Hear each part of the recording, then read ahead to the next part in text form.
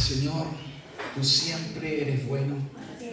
En todo tiempo tú eres bueno, Señor. Así que te agradecemos una vez más, porque como bien decía también Felipe, todo es por tu gracia, Señor. Señor, ¿qué podemos hacer nosotros? Quizás disponernos nomás, pero eres tú el que hace la obra en nosotros, el que trabaja en nuestras vidas, el que nos da poder para vencer el pecado, el que obra por sobre nuestras debilidades. Gracias por hacernos tu iglesia, por hacernos tu pueblo, Señor. Te honramos y queremos también que en esta mañana, en esta tarde ya tú también nos puedas hablar por tu palabra. En el nombre de Jesús, amén y amén.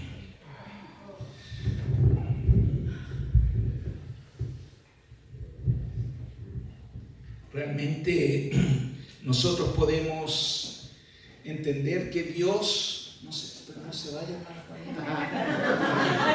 se voy a comenzar recién. Yo pensaba que ya. Dios nos ha llamado a ser parte de su iglesia, a ser parte de su pueblo, a ser parte de su familia. Todos nosotros tenemos un llamado y vivimos tiempos en los cuales tenemos que ir afirmando estas verdades. Ya venimos de unas semanas, unos meses hablando de qué es la iglesia y por qué Dios quiere que esta estaca cada vez más se afirme ahí en nuestra vida para que realmente tengamos la verdadera comunión que Dios quiere. Nosotros en la actualidad vivimos y estamos en un periodo, nuestro país, en un periodo podríamos decir histórico también, pero también en un periodo no solo histórico en lo humano, sino también en lo espiritual. Y nosotros tenemos que ir discerniendo, dice la palabra, como los hijos de Isaacar, discernir los tiempos que nos tocan vivir como generación. Y por eso es tan importante que todos nosotros comprendamos que esta batalla no se gana sola, que esta batalla tiene que ser de la iglesia, como decía la semana pasada, porque la iglesia unida jamás que se aprendieron, tenemos, ¿cierto? La iglesia unida, pero de verdad que Dios quiere esto. Y quiero leer dos palabras primero como modo introductorio, y vamos a leer primero Mateo capítulo 24 versículos 12 y 13. Dice así: la maldad reinante será tanta que el amor de mucha gente se enfriará, pero el que se mantenga firme hasta el fin, ese se salvará. Bueno, lo primero que tengo que decir, que para que una iglesia y nosotros podamos vivir como familia y ser una iglesia o la iglesia que Dios quiere, el amor es lo fundamental. Por eso hemos hablado que el pegamento que hace que este edificio vaya creciendo es el amor. Pero cuando el amor se enfría, cuando el amor no está, cuando el amor se apaga, ya sea por algo propio o por las circunstancias que nos toca vivir, es muy importante entender que aún Jesucristo en los últimos tiempos, o Él dijo de los últimos tiempos, que esto ocurriría, que la maldad sería tanta, que muchos ya no tendrían amor. Y pareciera que a veces esto empieza a golpear las puertas de nuestra vida, de la iglesia, en las cuales dejamos de amar, dejamos de creer en las personas, dejamos de creer en el otro. Y es cierto que uno dice y hace la diferencia, obviamente, con los que no son cristianos. Uno dice sí, todo, pero a veces esa incredulidad en las personas también se nos traslada a la iglesia. Dejamos de creer entre nosotros, de amarnos. Y por eso Jesucristo habló de esto como a modo profético de lo que ocurriría. Y leo la otra palabra, hablando en 2 de Timoteo 3, del 1 al 5 y los versículos 12 al 14, que Jesús, hablando de los peligros de los últimos tiempos, Dice así: Timoteo, es bueno que sepas que en los últimos días habrá tiempos muy difíciles, pues la gente solo tendrá amor por sí misma y por su dinero. Serán fanfarrones y orgullosos, se burlarán de Dios, serán desobedientes a sus padres y malagradecidos. No considerarán nada sagrado, no amarán ni perdonarán. Calumniarán a otros y no tendrán control propio, serán crueles y odiarán lo que es bueno. Traicionarán a sus amigos, serán imprudentes, se llenarán de soberbia y amarán el placer en lugar de amar a Dios. Actuarán como religiosos, pero rechazarán el único poder capaz de hacerlos obedientes a Dios. Aléjate de esa clase de individuos. Es cierto, y todo el que quiera vivir una vida de sumisión a Dios en Cristo Jesús sufrirá persecución. Pero los malos y los impostores serán cada vez más fuertes. Engañarán a otros y ellos mismos serán engañados. Pero tú debes permanecer fiel a las cosas que se te han enseñado. Sabes que son verdad, porque sabes que puedes confiar en quienes te las enseñaron. Cuando nosotros leemos estas palabras, cuando uno quizás no ha conocido a Dios, puede tomar estas palabras hasta con un pesimismo. Chuta, que vienen tiempos difíciles. Está mala la cosa. Está peor. Cada vez está peor. Y es verdad que uno puede tener y quizás uno hasta debe preguntarse por qué esto aparece en la palabra, por qué Jesús habló de los últimos tiempos, que el amor de muchos se enfriaría. ¿Por qué aún Pablo le escribe como advertencia a Timoteo hablando de los hombres y las mujeres de los últimos tiempos, que serán amadores de sí mismos, orgullosos? ¿Por qué? ¿Será que ellos tenían un pensamiento negativo, pesimista? Pablo quizás habrá dado este mensaje para que tengamos pesimismo y estemos asustados, o nos habrá dado este mensaje Dios como advertencia profética, como advertencia para que no fuésemos ignorantes de los tiempos que nos toca vivir, sabiendo que Dios sigue en el trono y que está en control de todas las cosas? ¿No será que eso, mire, ya que mi esposa, mira, gracias Vicente, oh, mira, te la ganó, gracias Vicente. Fue la Gema. Buena, está aprendiendo. Ya que mi hija me quitó el mate. Bueno, volviendo a esto, no es que Dios mire y no tenga el control o esté mirando para otro lado, sino que Dios sigue en el trono. Él está sentado en el trono. Y su iglesia, dice la palabra, que el postrero estado, le dijo una palabra profética que me gusta repetirla porque el pastor Adolfo siempre la repite, no sé si ustedes la han escuchado, que él dice que el postrer estado de la casa será mayor que la primera, hablando del templo, una profecía que fue dada a Zacarías, a Ageo, ¿cierto? Hablando del postrer estado del templo de Dios. ¿Cuál es el templo de Dios? Nosotros, la iglesia. Y es verdad que donde la maldad abunde, también va a sobreabundar la gracia de Dios y el poder de Dios. Amén. Y esta batalla, aunque pareciera que el enemigo va ganando, hay uno que ya venció en la cruz. Amén. Yo no sé si le gusta entrar a un partido con el partido ganado, o sea, entrar a la cancha. Imagínense que el viernes hubiésemos entrado al centenario sabiendo que ya ganamos, no importa que nos pase entre uno. Total, ganamos, ¿cierto?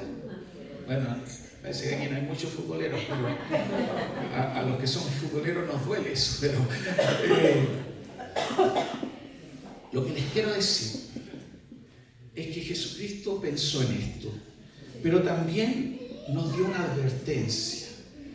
Porque es cierto, él dice Pablo, escribe sobre todo en 2 Timoteo, que vivir bajo una sumisión a Dios, o sea, vivir el reino de Dios, provoca persecución. La gente no le gusta ni que hablemos del reino de Dios, ni que vivamos el reino de Dios. Que el gobierno de Dios esté en nuestra vida, en nuestra forma de ser, en nuestros hogares, en nuestra economía. Obviamente que la gente le incomoda, porque a la gente que está en tiniebla, la luz le incomoda. Pero eso no quiere decir que por eso yo me voy a adaptar o voy a ser como los demás. Por miedo, porque me apunten, porque me persiguen. No, con mayor razón voy a levantar la bandera de Cristo. Y por eso todos nosotros tenemos un desafío, y por eso Pablo, cuando escribe de los hombres y mujeres de los últimos tiempos, nos advierte cómo serán. Y con mayor razón, si nosotros ya sabemos cómo serán, podemos tener misericordia, podemos tener gracia, podemos inclusive orar para que eso cambie. No nos va a pillar en sorpresa. El punto está que esas características no debieran estar aquí, no debieran estar entre nosotros, no debieran estar en usted ni en mí. Ese sí es un cuidado. Uno puede pensar afuera, los que no conocen a Cristo. Pero cuando Pablo también incluye en esta lista que habrá algunos que aparentarán amar a Dios, tendrán apariencia de piedad, pero con sus hechos los negarán. Entonces, obviamente está hablando de la religiosidad, que todos nosotros podemos caer. Y esto sí que es grave. Esto es lo que se llama apostasía, es cuando decimos algo y vivimos otra cosa, cuando negamos lo que predicamos, lo que decimos que creemos. Y no estoy hablando de nuestras debilidades, porque yo puedo tener debilidades, tú puedes tener debilidades, pero tú sabes que tu vida le pertenece a Dios. Amén. Tú sabes que eres de Dios. Y aunque a veces tienes que luchar, esforzarte, a veces caes, te levantas, Dios te restituye, confiesas, Dios te perdona y todo eso, pero tú sabes cuál es tu camino, para dónde vas, ¿cierto? Como dice un corito antiguo, caminando voy a Canaán, ¿cierto? Bueno, nosotros, esa Canaán o esa tierra prometida, es una tierra prometida espiritual, es la que Jesucristo prometió. Pero si tú ya sabes que vas para allá, uno va y se esfuerza, pero no por eso vamos a ponernos máscaras. Y esto es lo que el Señor quiere, que nosotros entendamos que no tengamos un pesimismo, sino que realmente como iglesia vivamos atentos, sabiendo los tiempos que nos toca vivir. Pablo también le escribe a Timoteo que habrá gente mala, que serán impostores, que también se fortalecerán y que también se multiplicará la maldad. Y uno dice, wow, ¿qué está diciendo la Biblia? Sí, está diciendo eso. Textualmente está diciendo eso. Que nosotros veremos el mal. Que nosotros veremos cosas agravantes, o sea, cosas que nos impactarán, quizás hasta a veces nos darán susto. El cuco, ¿cierto? El cuco. Pero nosotros somos de los que confiamos en Dios. Amén. Y nosotros sabemos que esta vida no es la vida total. Nuestra esperanza no es esta vida. Si nosotros realmente entendemos y la esencia de la fe cristiana es la vida eterna. Amén. Eso es. Y todo lo que vivimos aquí es pasajero. Entonces, cuando uno tiene esa visión, cuando uno vive en esta vida, no siendo de esta vida, es más tranquilo. Podemos estar más confiados. Es verdad que siempre igual nos vamos a veces a bajonear, a veces vamos a andar tristes, a veces nos vamos a frustrar. Sí, porque es parte de nuestra humanidad, ¿cierto? Sí, y eso no lo tenemos que negar, no es que somos lo peor. No, esa es nuestra humanidad y ahí es donde nosotros nos tomamos de la gracia de Cristo, de su cruz. Y decimos, oh, gracias. Porque, Señor, si no fuese por ti, ¿qué sería de nosotros? Pero cuando nuestra visión está clarita, nada nos puede conmover. Porque nuestra fe y nuestra visión está en la roca, que es Cristo. Y por eso nos hablan. Y por eso dicen de estos hombres. Y yo creo que hay una advertencia aquí. Sobre todo, y por eso lo digo, no tanto del mundo. Porque el mundo sigue un curso que dice que sigue el curso. Ahí hay alguien que lleva la batuta en el mundo, ¿cierto? Se me vino algo ya a decir, pero no lo voy a decir. Pero el que lleva la batuta, ¿quién es? El príncipe de este mundo, ¿quién es? Entonces ese mundo, y el mundo tiene un destino, ¿no? ¿Y qué es lo que tenemos que hacer nosotros como iglesia? Empezar a rescatar, ¿cierto? Antes que todo ese mundo caiga al precipicio, ¿cierto? Es como un tren. Nosotros sabemos que hay un puente cortado, ¿cierto?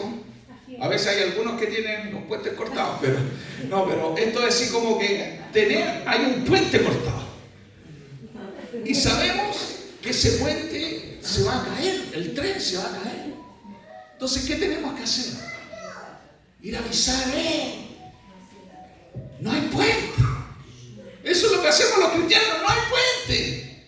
Hay un precipicio, Víctor, no hay puente. No hay un puente. Entonces, hay que cambiarnos de tren. Y el tren va para el otro lado. Entonces, eso hace la iglesia. Pero el tema está que Dios también nos hace una advertencia. Y esto es lo que me quiero centrar un poco. Que cuando habla de los hombres y mujeres de los últimos tiempos, y habla de esta perversidad que habrá, lo importante es que esa perversidad, ese mal, no entre a nuestras vidas. No entre a la iglesia. Que no hayan hombres y mujeres que causen o fomenten la división. No hay más mal que el que fomenta la división en la iglesia. Julio César decía que para ganar, para conquistar, ¿qué hay que hacer? Dividir. Y muchos generales saben que en la guerra lo único que sirve es dividir. ¿Y quién creó ese lema? ¿Quién le puso a Julio César y a los generales ese pensamiento? El diablo, el príncipe de este mundo. Él sabe que para que la iglesia no triunfe, solo tiene que sembrar algo. División. Y meter gente y estimular para que hayan hombres y mujeres que fomenten la división. Entonces creo que el mayor mal que puede haber en estos tiempos es cuando nosotros u otros permitimos la división. Cuando permitimos la murmuración, el chisme que nos divide. Por eso en esto tenemos que ser, podríamos decir, voy a usar una palabra así, debemos ser graves. Así, en esto es donde debiéramos decir, el celo de Jehová me consume. En la unidad. Y en los que provocan división, esto es lo que debiera, obviamente con amor, tratar de disciplinar, pero esto es. Por eso, Pablo le dice a Timoteo, mira, con ese tipo de personas ni te juntes. Casi Pablo le está diciendo a Timoteo, ya mira, ¿qué le vas a predicar si él conoce las escrituras? Quizá las sabe, es parte de una iglesia, entonces, ¿qué le vas a predicar? Mejor no te juntes. Entonces, realmente, nosotros debemos entender este tiempo que nos toca vivir. Y obviamente, más que nunca debemos entender que nosotros vivimos en un país, Chile, que existe una potestad de división. Esto Es obvio, ¿o no? Pero no sé si usted se da cuenta.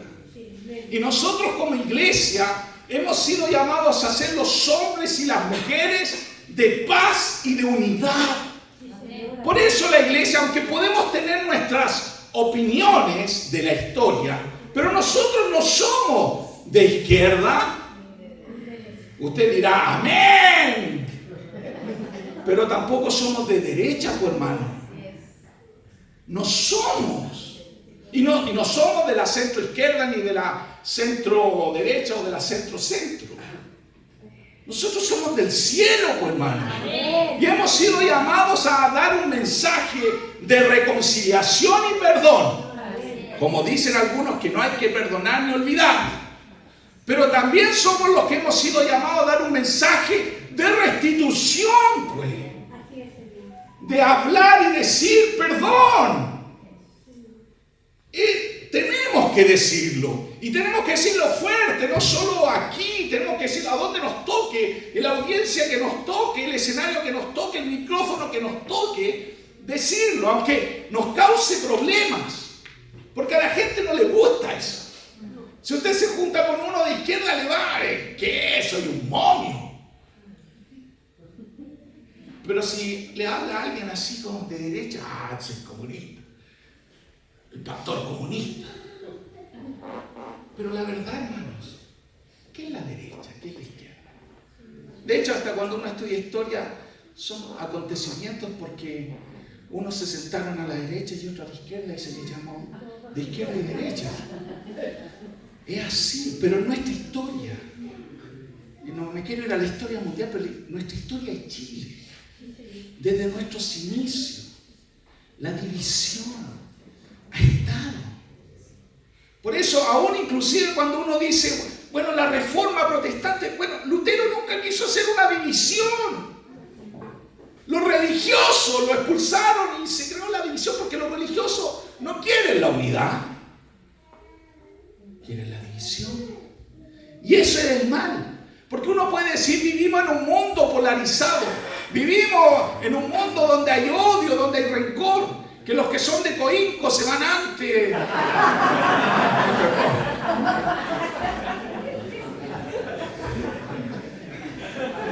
Chao, Alex.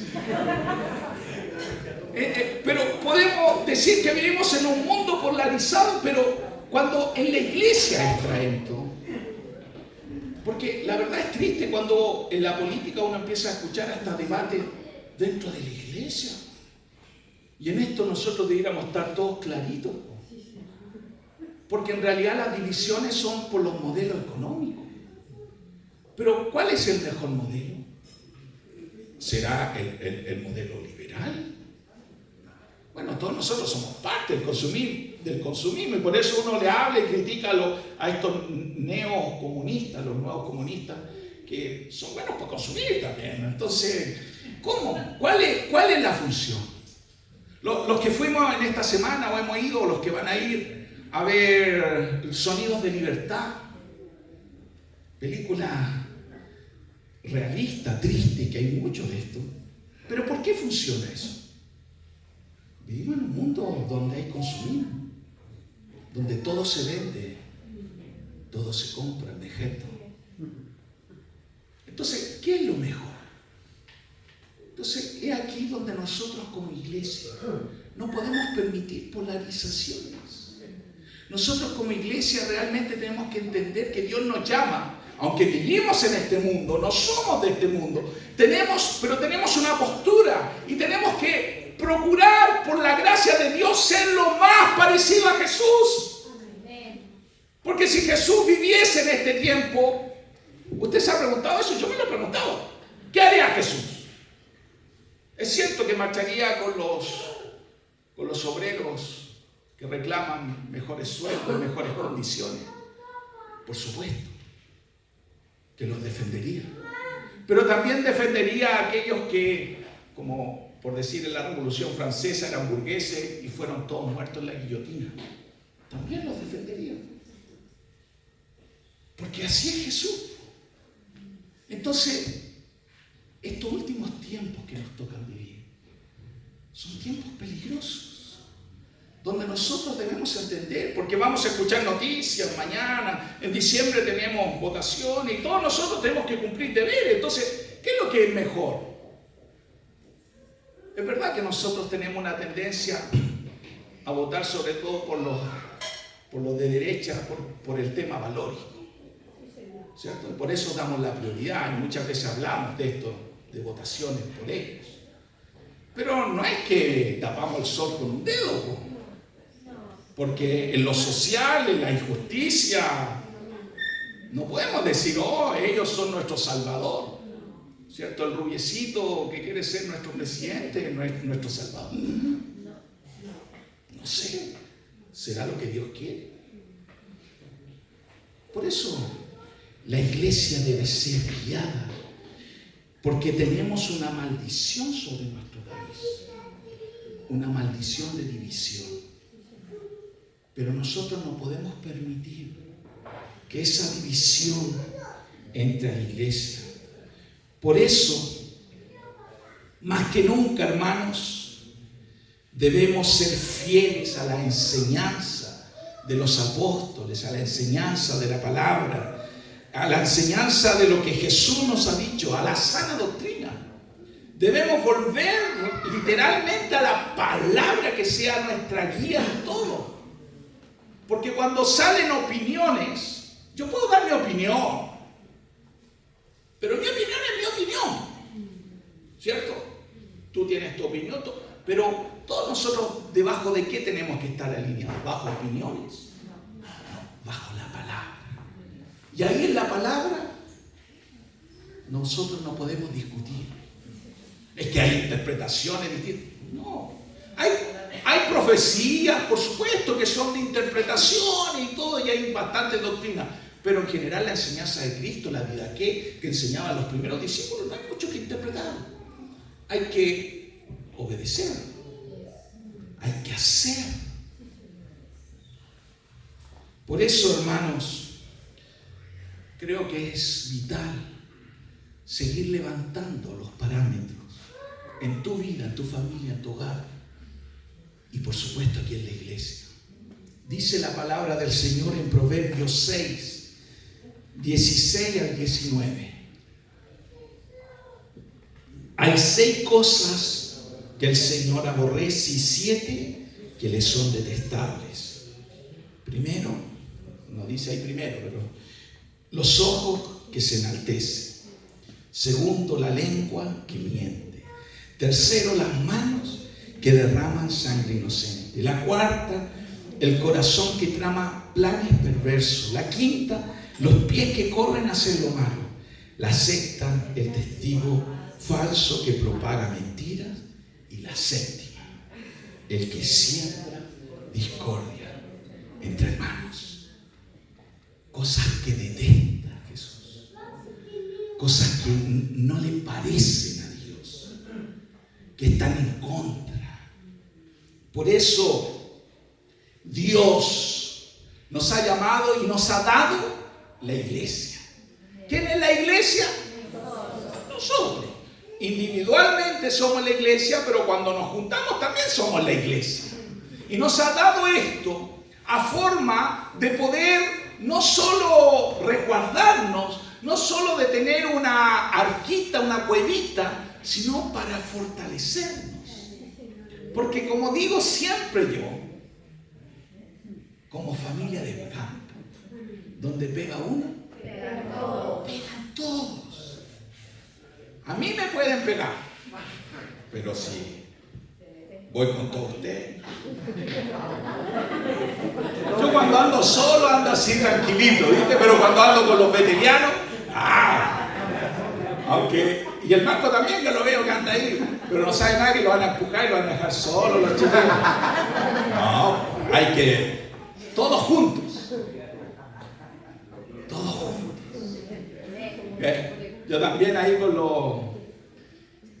con el Abdías y el Itan también puedo salir ahí, ¿cierto? Con el Samuel ahí atrás, bueno. Pero todos nosotros, hablando de lo espiritual, Dios nos llama. Y dice Efesios capítulo 2, versículo 19 al 20. dice: así que ahora ustedes, los gentiles, ya no son unos desconocidos ni extranjeros, son ciudadanos junto con todo el pueblo santo de Dios, son miembros de la familia de Dios, juntos constituimos su casa, la cual está edificada sobre el fundamento de los apóstoles y los profetas, y la piedra principal es Cristo Jesús mismo. Entonces todos nosotros fuimos hechos y constituidos como esta casa de Dios, la iglesia.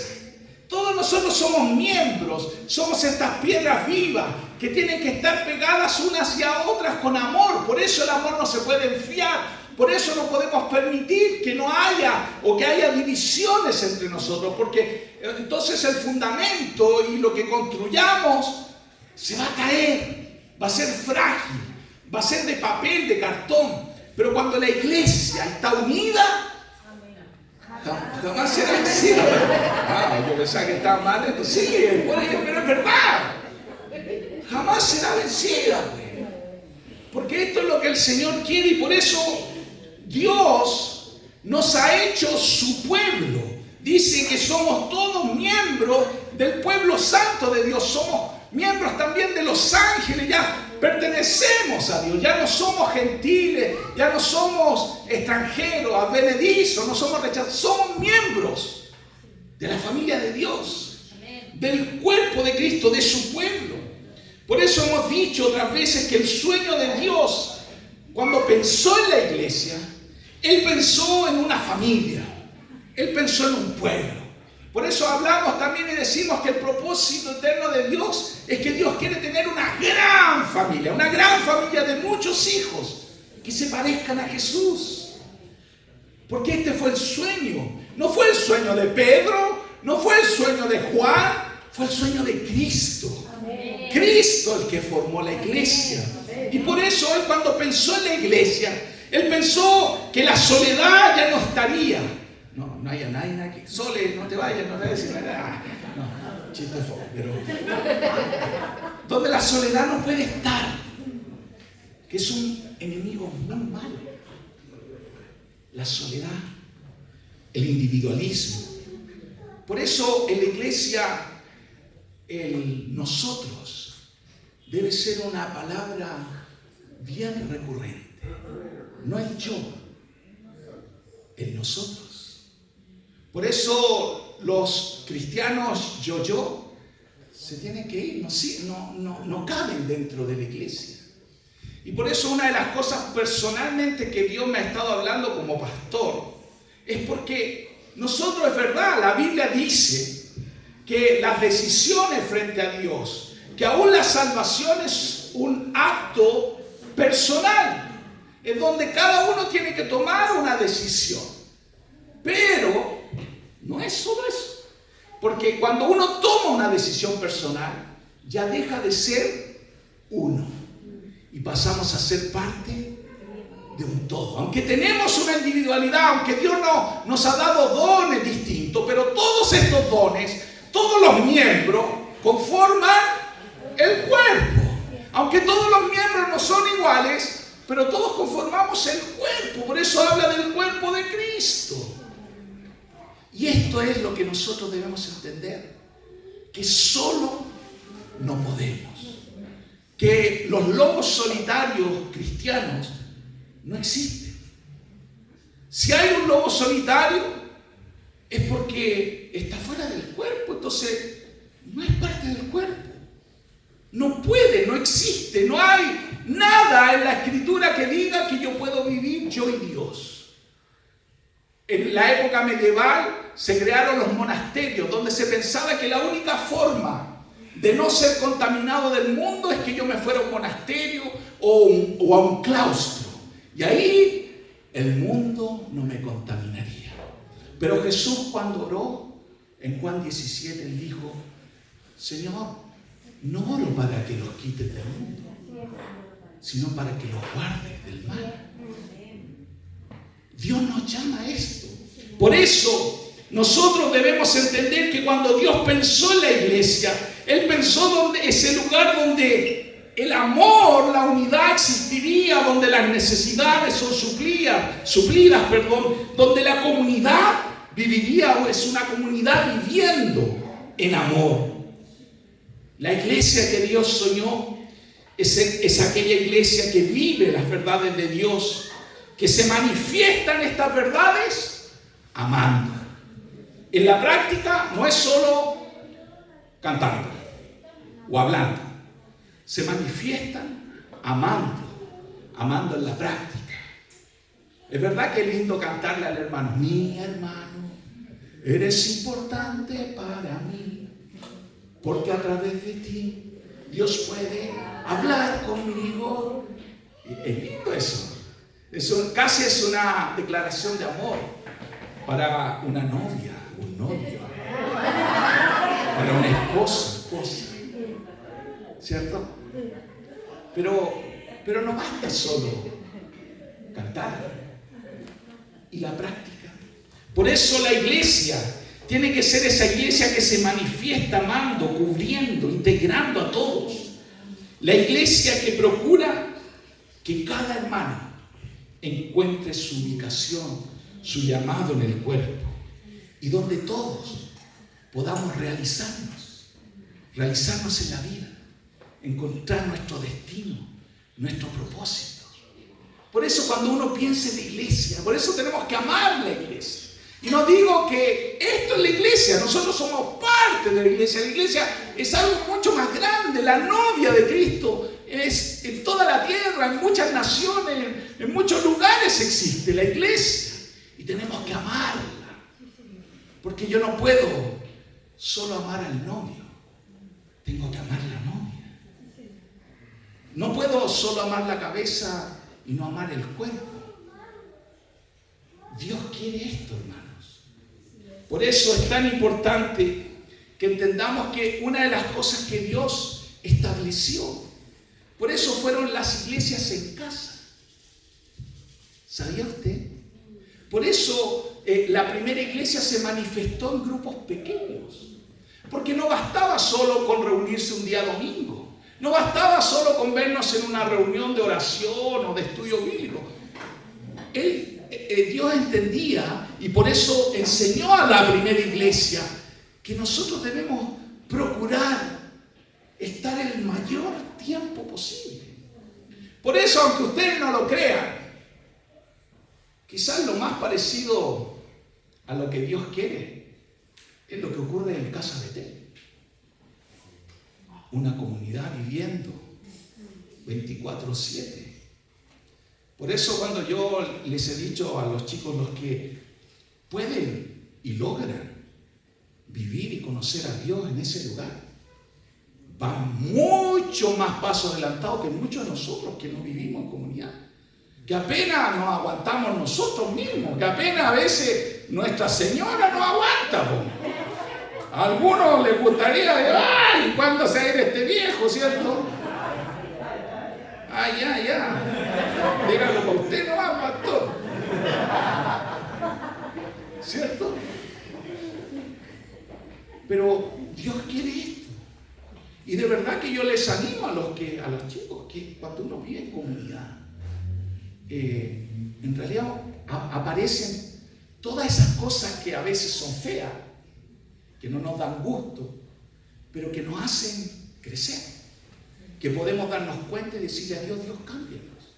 Pero a veces cuando nosotros nos vemos aquí los hermanos, nos vemos todo el día domingo, ¿cómo venimos? Bonitos, ¿cierto? Algunos se arreglan, todo bonito el hermano y la hermana, todo bien.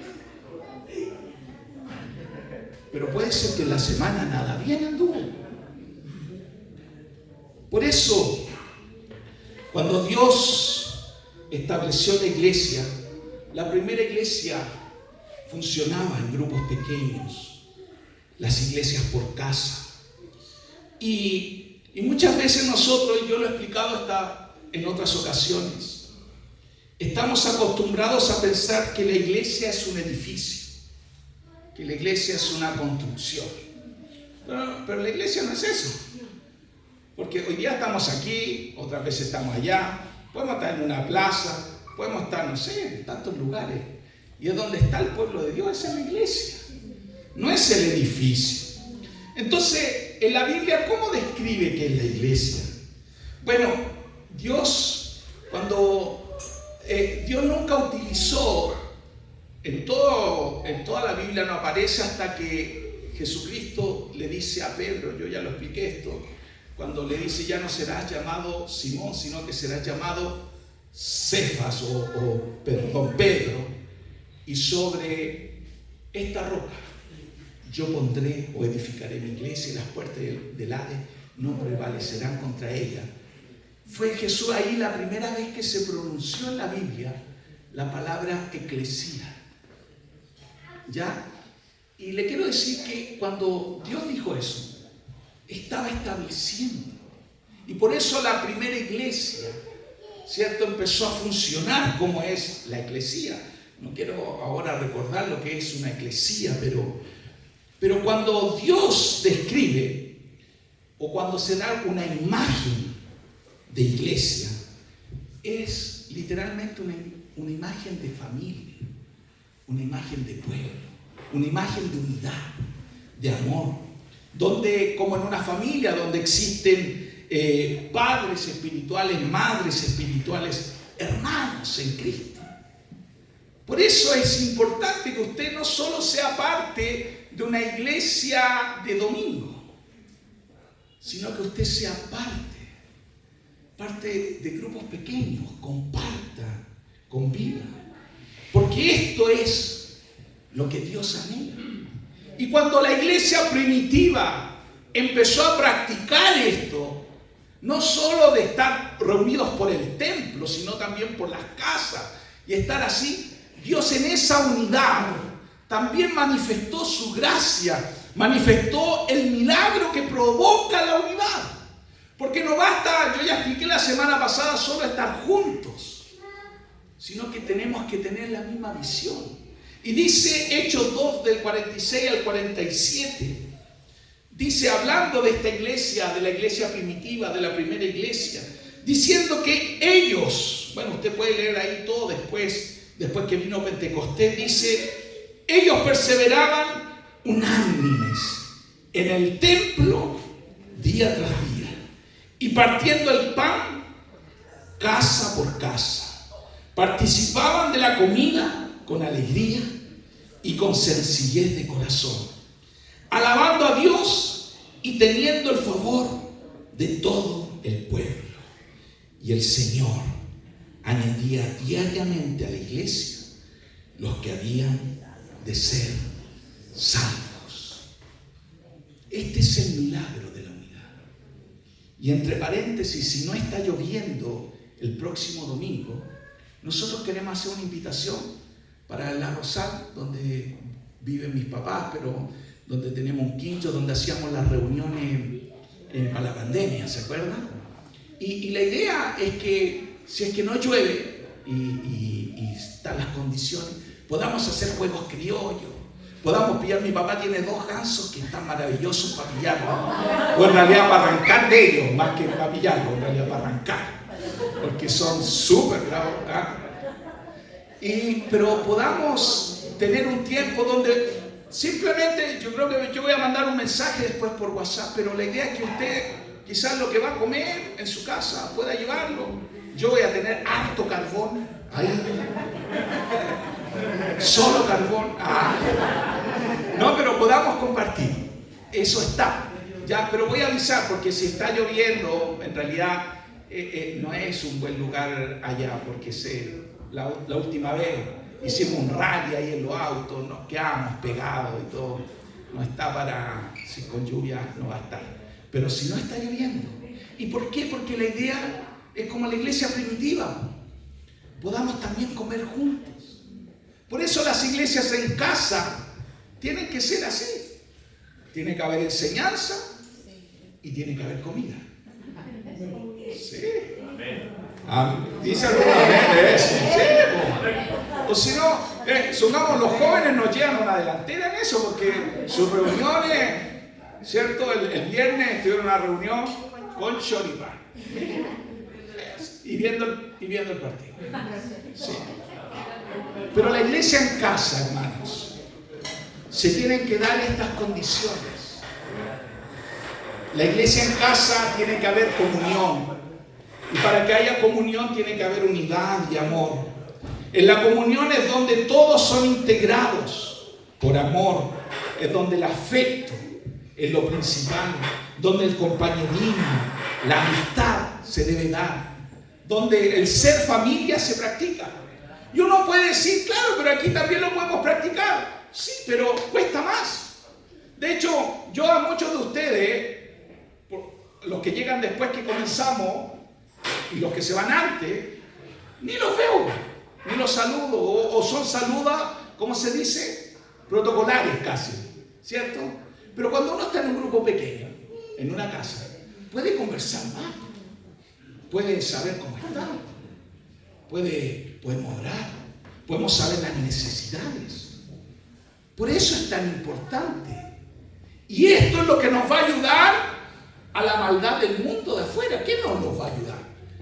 Esto es, la unidad es lo que nos ayuda. Por eso en las iglesias en casa tiene que haber comunión.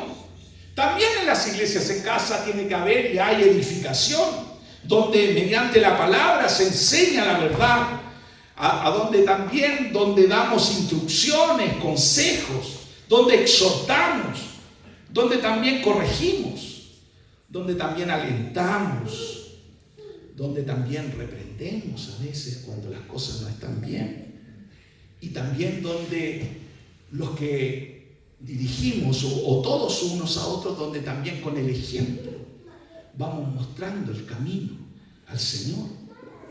Por eso es tan importante que nosotros también la unidad podamos llevarla a otra etapa.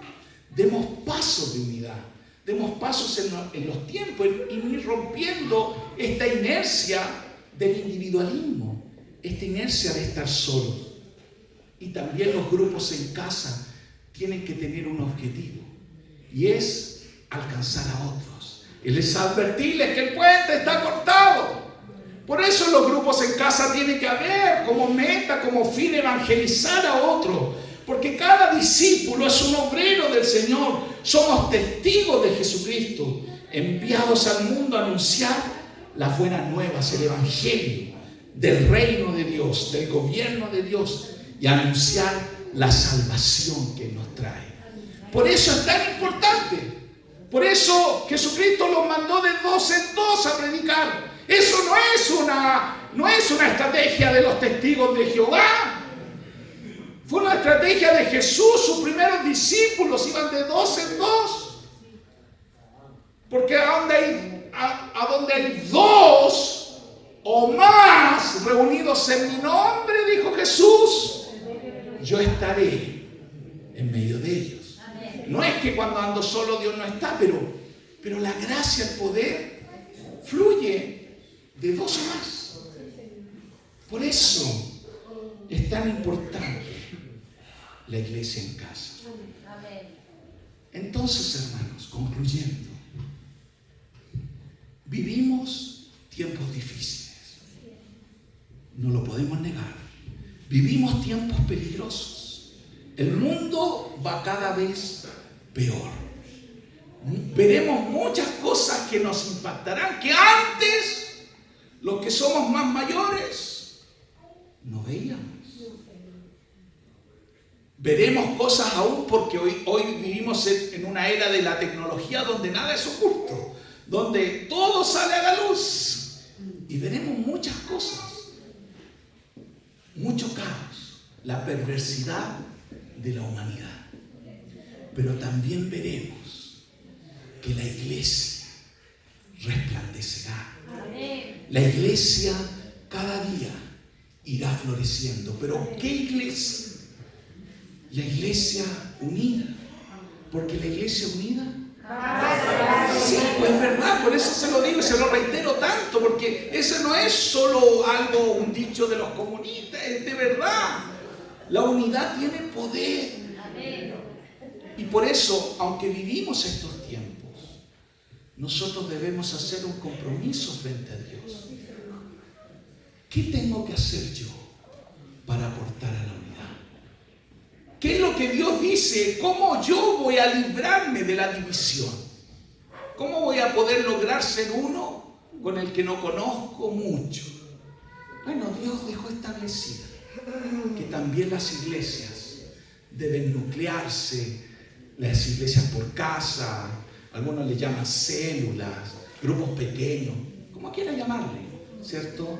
El grupo Grey, ese era lo que en Jocún le llamaban así, no sé si todavía le llaman así, el grupo Grey, el grupo pequeño, tan importante. Y todo lo que nosotros hagamos, hermano, no es en vano. Y con esto concluyo. 1 Corintios 15, 58, una palabra que nos anima. Así que, hermanos míos, amados, estad firmes y constantes, creciendo en la obra del Señor siempre, sabiendo que vuestro trabajo en el Señor no es en vano. No es en vano. Y nosotros debemos estar firmes. Jesús dijo que el amor de muchos se enfriaría, pero el que persevere hasta el fin, el que esté constante, será salvo. Amén. Esto es lo que nos libra del mal. El individualismo no nos ayuda. El estar solo no nos ayuda. El aislarnos no nos ayuda. El criticar no nos ayuda. El juzgar no nos ayuda. El no perdonar no nos ayuda. Todo lo contrario es lo que nos ayuda. Póngase en pie, querido y querida, para orar y para darle gracias a Dios porque somos parte de su iglesia, porque somos su iglesia.